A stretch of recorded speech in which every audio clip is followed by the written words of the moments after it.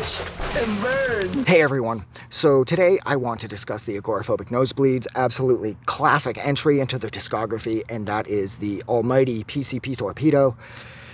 I mean, this is like 10 songs in like 6 minutes or some shit. I mean, and it's gone. I don't know if this is seen as an sort of like an agoraphobic EP or an agoraphobic LP. It's hard to say with them because none of their records, well, I think Agoraphobic did. At least Agoraphobic did. But for the most part, their full lengths don't necessarily crack the 30-minute mark, so they're not even really full lengths, but they are because of the amount of songs and fuck, I don't know what this is.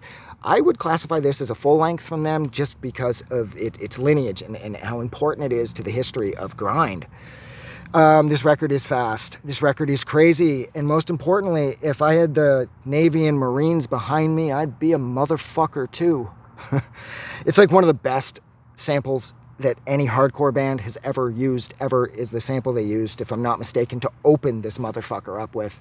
My favorite songs on here are The Man from Famine, Crash Course, oh Jesus Christ.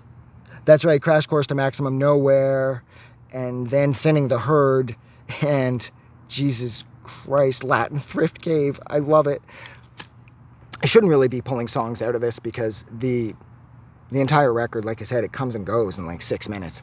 And it's, production-wise, it is one of the stronger and better produced Agoraphobic records. The drums have a little more heft and there's a little more weight to them. Scott Hall is an incredibly talented producer, but the Agoraphobic, they've used so many odd drum samples, and like, I don't love the drums on Honky Reduction, but I absolutely love the drums on Agoraphobic. Now that they switched to Tune Track by then, and the Tune Track drums are absolutely amazing.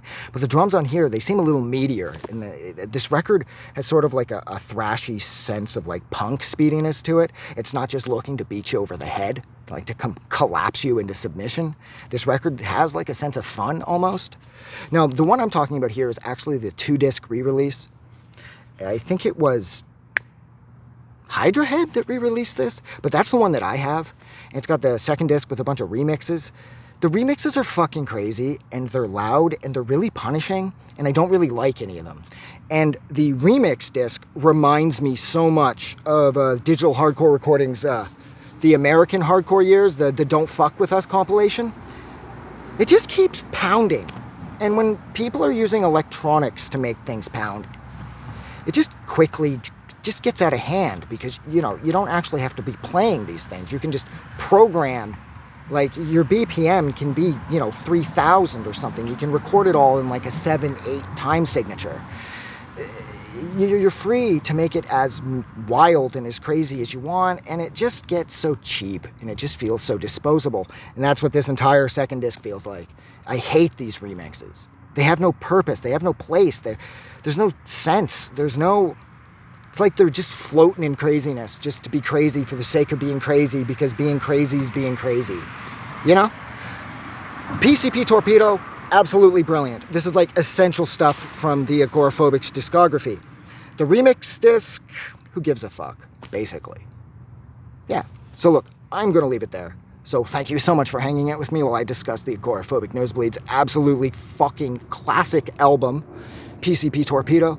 Like always, if you like this review, don't forget to do something nice for somebody. But please, most importantly, do not forget that the world is a better place because you are in it. I am going to go. I got to hike my way out of here. So have a good night.